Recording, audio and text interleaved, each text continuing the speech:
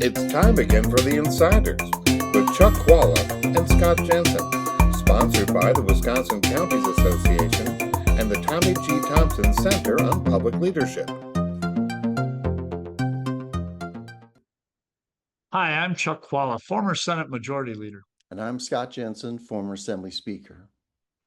Well, hey, folks, we've got a Republican primary for governor coming up here, and there's more than one candidate, and there's a lot of excitement out there on the Republican side, and Democrats are watching it very carefully as well. So, Scott, this is your bailiwick. Tell us what's happening, who's in, who's out. Are there going to be more people in? Who do you see as the likely winner? What do you think the matchup looks like with the Democrats? I think you're right that there is excitement on the Republican side about the two candidates we have. We have two highly qualified, well-liked candidates, at least from the point of view of the Republican base. Tom Tiffany's clearly the front runner, congressman from northern Wisconsin, but he's held jobs at every level in state government in Wisconsin. He's been a local government official. He's been a state legislator. He's been a congressman. I think he's likely to get some support from President Trump during the course of this campaign. He has the highest name ID and the best ability to raise money. So he's clearly the front runner at this point. The other candidate, Josh Schoeman, is off to a great start. First-time candidate in a partisan office, but he's had a great record as a county executive in the Metro Milwaukee area. He's got a lot of good things to run on. He's young, he's energetic. I have a lot of friends who are like, oh, gosh, I like both of these guys. They're both very good. So I think to the extent that they can, and their agendas are very similar for Wisconsin. So to the extent that the messaging is the same by both candidates, and that they're making distinctions based upon personality or age or part of the state they're from, that I think bodes very well for Republicans going forward in 2026. Before I comment on what you said, do you see anybody else getting into the race? I mean, Berrien's out. That was, had to get out. A very interesting thing, but okay, let's leave that aside. He's not in the race anymore. But with the other two candidates, do you see anybody else seriously thinking about it or getting into the race? I mean, there's been talk of Hovde, and I don't know if there are other, maybe self-funded people. What's your take on that? People have mentioned Michaels. And of course, last time, I think we had 4 years ago, clear front runner in Clayfish, looked like she was going to walk away with it, probably get the party's nomination endorsement at the state convention. And then last minute entry by Michaels. If you're a self-funder, you can always enter a race later. So I wouldn't be surprised if someone's out there, somebody is not happy with the two great candidates we have, and they're going to say, we got to find somebody else with a big checkbook who can jump into this race. But I actually don't think that's going to happen. I really think I'm hearing back from a lot of Republicans around the state. They're like, gosh, we got two really good candidates here. And they're excited about that. Well, Scott, I think obviously knows this area of the world better than I do, the Republican side. I agree with Scott. I agree with his analysis with this caveat.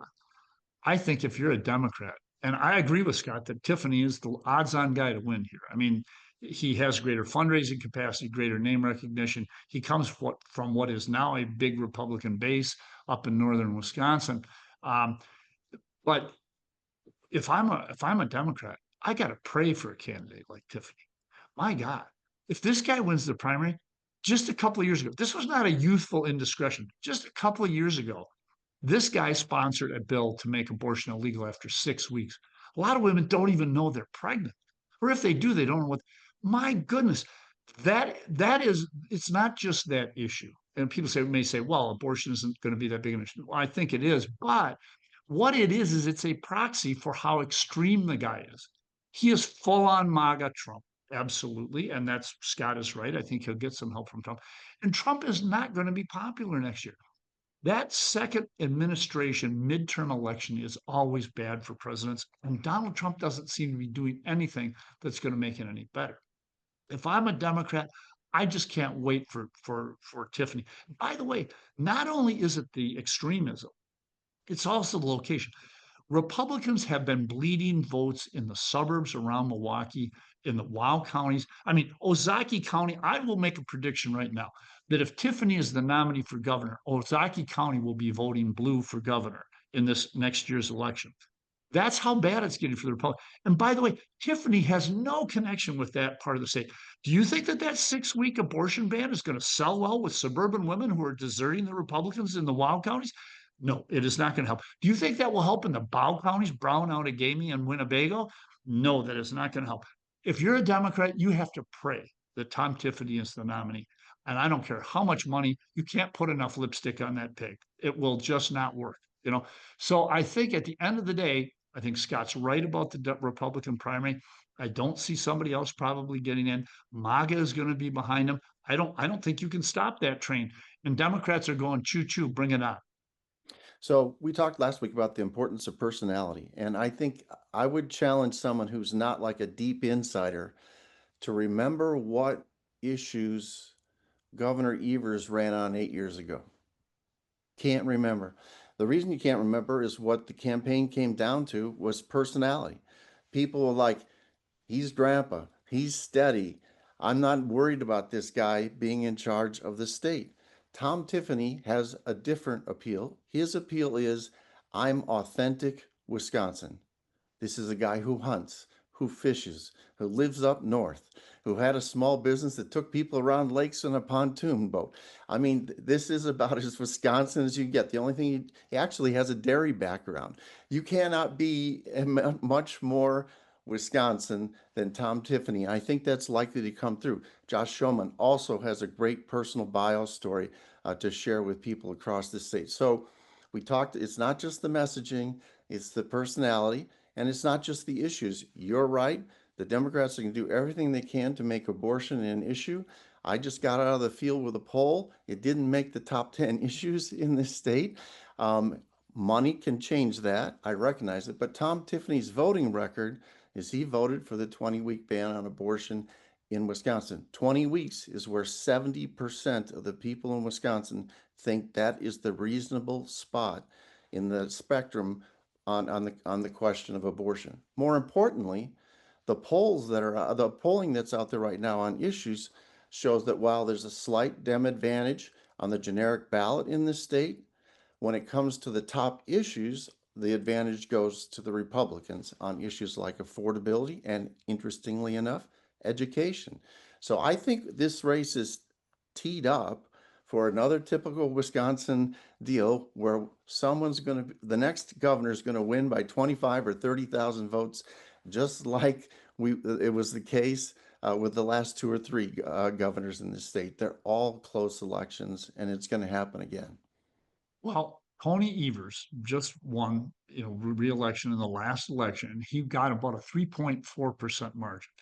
I think that this is going to be a worse election for Republicans. Now, Tony Evers himself is quite popular, but I think the margin, what will be the biggest surprise to me, I think, in the next election is what the margin, or to people generally, will be the margin of victory. I think that Democrats could get to a 5% margin of victory. That Tom Tiffany. You keep saying this in race after race, and the easiest bet in Wisconsin is to bet it's going to be this close. Okay, I'm gonna bet lunch, and we're gonna take a picture. I'm gonna bring lunch over. If he wins, I'm gonna bring lunch over to the library that Scott is sitting in, and I'm gonna bring lunch over there. We'll tape it right from Scott's place. We'll both be on the air at the same time, because I really think that Tiffany is not the right messenger. And he's a guy who just 3 years ago sponsored a bill to do 6 weeks on abortion. And he definitely avoided saying whether he would sign legislation that would make that the law in Wisconsin. This is going to be a problem for Tom Tiffany. Personality wise, he may have a great story, but he doesn't have the thing that Scott talked about. He does not have this winning personality that people are going to fall in love with. That is not going to happen. And given what's going on with Trump and the extremism that's out there, this is not going to work well for him. Trump works for Trump. Trump doesn't work for people who are in his corner. And this MAGA devotion that Tom Tiffany has, his votes on the past legislation that's been out here, and the fact that he's cutting healthcare for Wisconsinites, that's not going to play well. And I think that it's not teed up yet, but it's almost there. And you know what? Frankly, the Republicans should hope, they should pray that the Democrats win on this shutdown or win on some other way to get the Obamacare subsidies back in place, if those things don't happen, there are going to be millions of people who are going to be pissed off. And in Wisconsin, there will be tens of thousands. And it will be coming from Tom Tiffany's district. There's a disproportionate number of those people who will lose subsidies from the Tiffany areas. That's not going to play well for them. It sounds good as a soundbite, but once people see their own health care being lost, it's not going to be good. Well, I'm looking forward to you bringing lunch by, and we'll see you all next week. See you next week.